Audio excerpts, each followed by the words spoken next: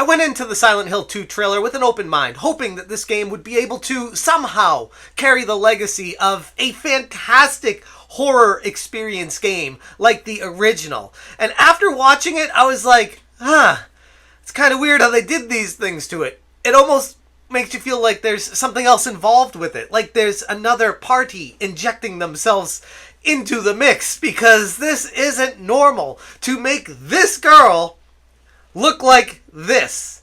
And when I first saw it, I'll be honest, I missed State of Play Live. I watched it afterwards. I saw people start tweeting about it. I was like, oh no, those images are definitely doctored. There's no way they made her look like that. But no, those are actually real images of Angela. What's going on, guys? Welcome to another episode of Smash JT. And the destruction, the absolute abomination of the video game industry in 2024 continues. Thanks to DEI and Sweet Baby Inc. styled DEI injecting companies forcing a narrative, forcing an agenda, forcing, in this case, clear as day, in my humble opinion, shoving transgenderism in our faces to accept it, normalize it, make it seem like something that's always been there, and everyone should just be cool with cross-dressing, and maybe it's a dude, maybe it's not. Who knows? Who cares? It's a game. Just play it. Don't ask questions, because this is normal stuff. We're just going to start tiptoeing through this and injecting this here and there and just making it normal. Just keep playing the game. Gamers aren't having it. Let's talk about how Silent Hill 2 is a complete abomination. Hit that subscribe, give me a like, and check out SmashJT.com for the full article breaking down why I feel like Silent Hill 2 is a DEI-injected nightmare, forcing transgenderism on all of gaming, and pretending like this was always there so that we just assume we just missed it the first time around, and that we should start accepting transgenderism as completely normal, completely perfectly okay line of thinking that people should be open to, because transgenderism is acceptable in 2024. So all gamers should embrace it because DEI tells us to. I don't think that's how this is going to work, though. The excitement that once surrounded my anticipation of Silent Hill 2 Remake has quickly turned into a wave of disappointment. Initial concerns about the game's direction have been confirmed, and upon closer inspection, the situation is far worse than I could have ever anticipated. And I know I'm talking a lot about what they did to the design of Angela, but ultimately, it's more than that. It's the entire environment. The fog is missing. The sound effects, the entire lighting of the game is just wrong. Like, everything about it just screams, we have no idea what the hell we're doing over at Bloober Team, which is the company that Konami hired to handle this project, and clearly they had a serious impact from a DEI-related company. But we'll get into that in a little bit. The original Silent Hill 2 released in 2001 on PlayStation 2, and it was renowned for its haunting atmosphere and dense fog, which not only added to the game's eerie aesthetic, but also served as a clever way to mask the hardware limitations at the time. The remake strips away the majority of the iconic fog, leaving an environment that just feels barren and lifeless. The overall graphic style lacks the gritty, oppressive ambiance of the original,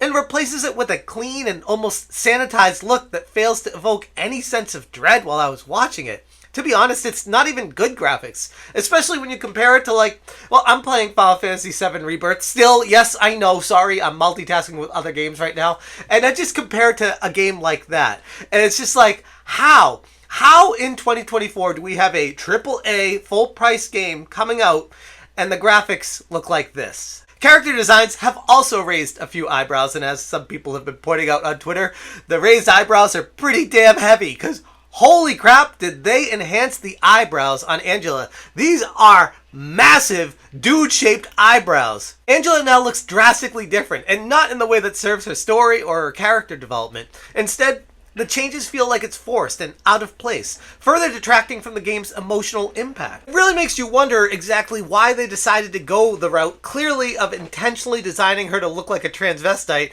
when the original model was clearly a woman. I had some folks point out to me that the head of the third-party relations person at Sony that they showed during the State of Play is trans, and also has ties to Sweet Baby Inc. But we'll get to that in a bit. I don't want to just focus this entire video on why they transified a character and how that's kind of a bad thing that a lot of people should be concerned about. It's not the only problem with the game, and I know it's not out yet, but this trailer gave us far more than anyone needed to know exactly what we'd be getting ourselves into. The most egregious failure of the remake is the inability to capture the mood of the original. Silent Hill 2 is not just a horror game, it's a psychological thriller that dives deep into the themes of guilt, grief, and redemption.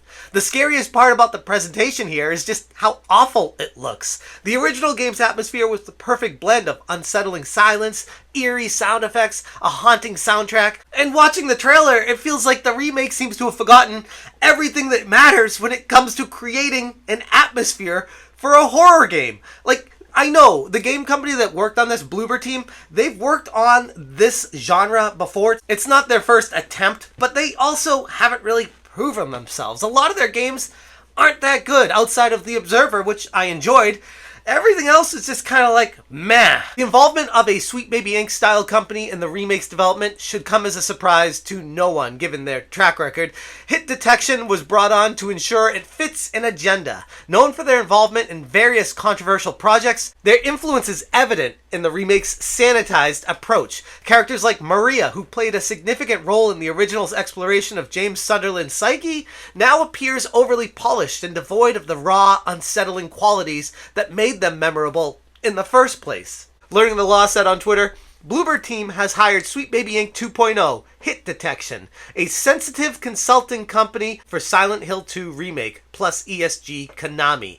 Ever wonder why Maria looks so sanitized? Not spoiling the game, but it's over, bros. Pack your things. When they said modern audience, they mean it. With a skull emoji. And I wanted to dive deeper into Hit Detection because for as much research as I've done on Sweet Baby Inc. over the past few months, never really heard of Hit Detection. And yeah, it's basically just the Sweet Baby Inc. 2.0. They do the same thing. They sanitize games and bring them to modern audiences into the light of the 21st century and making sure that there's plenty of rainbows, transvestites, and everything acceptable for modern audiences because that's what gamers really want. So much to the point that they even said on their website that they focus on sensitive issues assessment. Our team assesses the risk factors for depictions of character from, I think they mean to say of characters.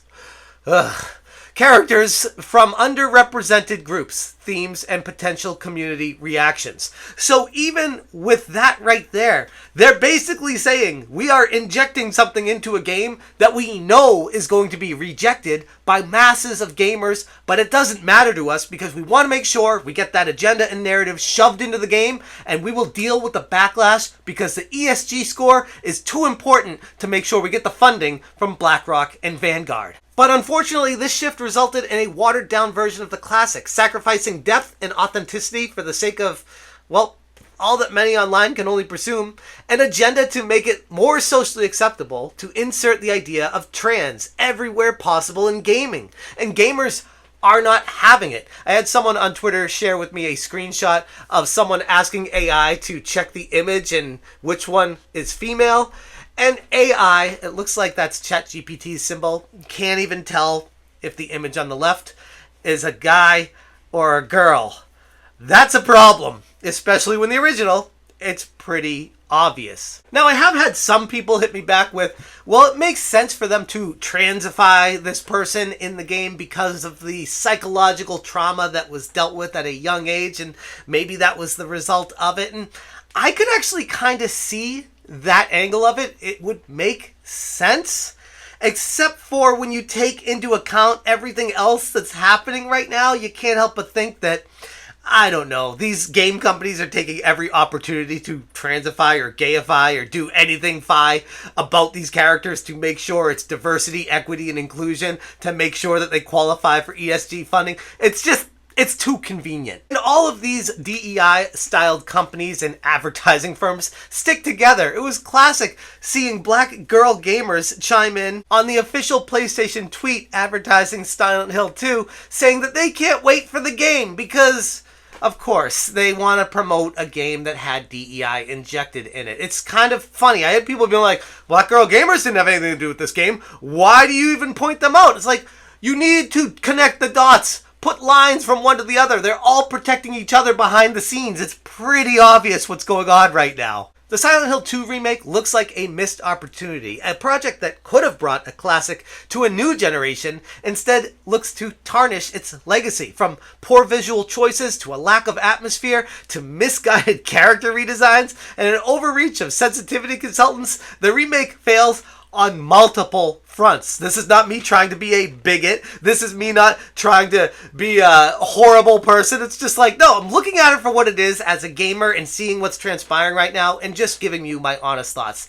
I think that this is a DEI-injected nightmare of a game, and that honestly should scare everyone, more so than the game itself. But I'm going to leave it there. Let me know what you guys thought about the Silent Hill 2 remake trailer, and maybe I'm blowing it completely out of proportion. Maybe it will be a good game. Maybe it's just a trailer that just did a really bad job of showing what the game was going to look like.